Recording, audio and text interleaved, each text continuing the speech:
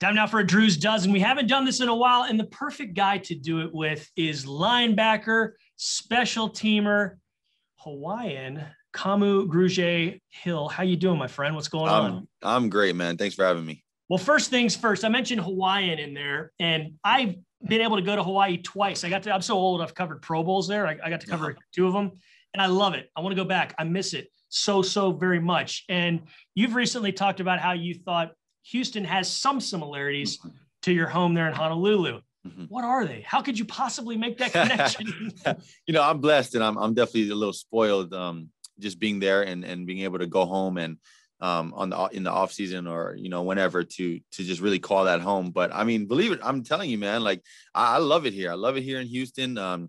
It's really just the hospitality and just the warmth of everyone, just the love I feel and just everyone's so nice. It's just I kind of really have, at least my experience. I've it definitely has a little feel from home. I'm glad to hear that. I'm from here too, so it's good to know that you see some shades of home here in Houston. One of the zillion things that I loved about my time in Hawaii was Spam Musubi. Oh, you can't beat it, man. For those who, you like it. So for those who don't know what that is, can you just please explain it? And can you explain how often you would eat it growing up?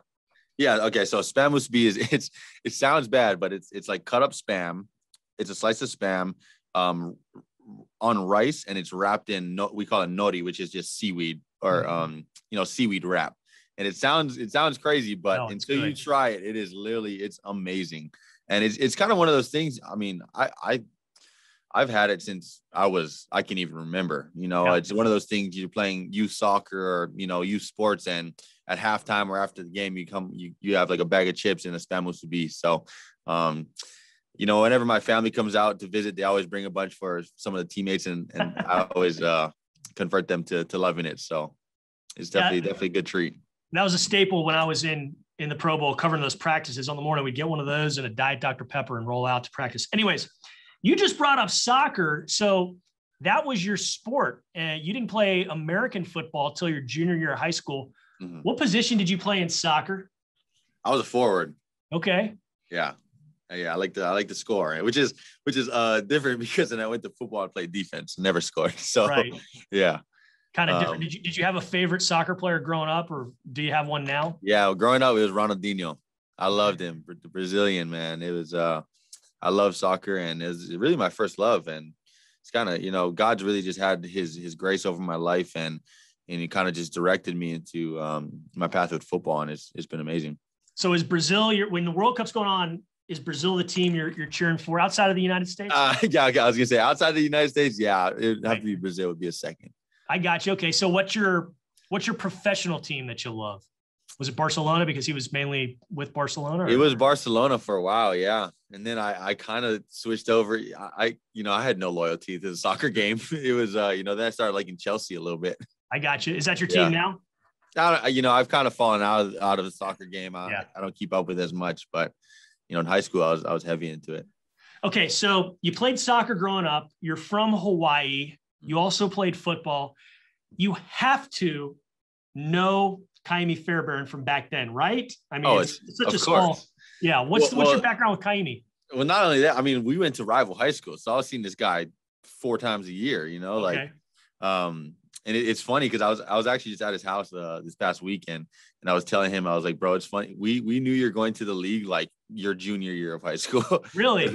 He was unbelievable in high school. Yeah.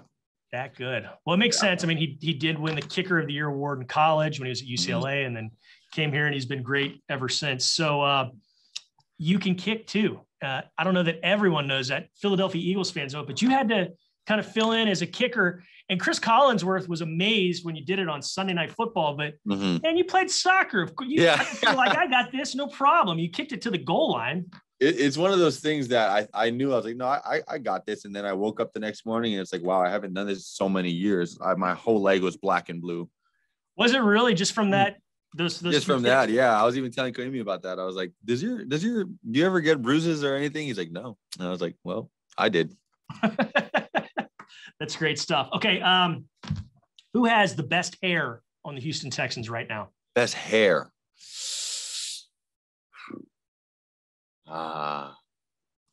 Guys need to step their hair game up here for sure. But I would have to go with Kahale. What's his last name? Kahale Waring, yeah. Waring, yeah, Kahale Waring. Because he just has that surfer boy, hair right now. A lot of people tease him that he dyed it, and he's denying it, but I think he did too. You think so? And he's got a Hawaiian background as well. Yeah, he does. Now, is Kamu, is that your full first name, or is that a shortening of, because like Kaini is not, No, yeah. So my it's short for Kamuela. Yeah. Kamuela. Okay. Yeah. Okay. Good to know. Good to know. Because Kahale means, I think, tower to the heavens or wind from the, I can't remember what he explained it on this podcast. Yeah. I got one of those long names too.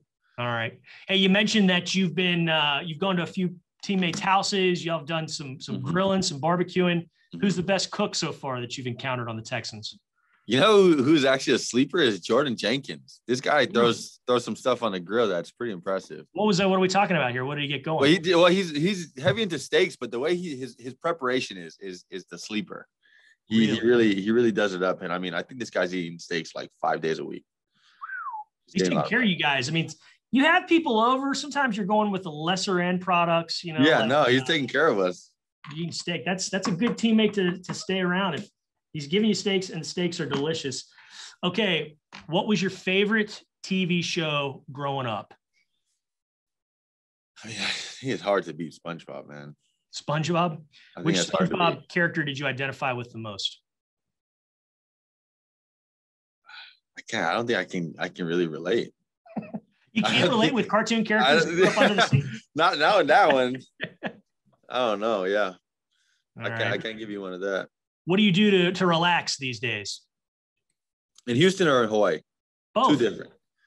Back home, I love just going to the beach with the family, man. We stay at the beach all day and jump in the water, relax, surf a little bit. But out here, I mean, I just been hanging out with some of the guys on the team, getting to know some people. And, I found a nice church out here that I really love. So it's been great, man. That's good. Tell me about the defense. What have you been most impressed with through the first few weeks of OTAs as far as what you think you might be able to do? Well, I just love, the way Lovey runs his defense. And I mean, the guy's a legend, he really allows you to just be a player and just play and play fast. And, for the first time in my career, I really feel like I can be used to my full capability, so I'm really excited for that. What is your full capability? I mean, just being able to run and gun, man. Just find a ball. All right. Way back when, the transition from home to college, you went to Eastern Illinois. Mm-hmm. What was the big difference there for you? What was the biggest challenge and change? It was the biggest difference in every single way possible. I remember I never left Hawaii in my life. I didn't even have a visit to Eastern Illinois. I actually just got dropped off there.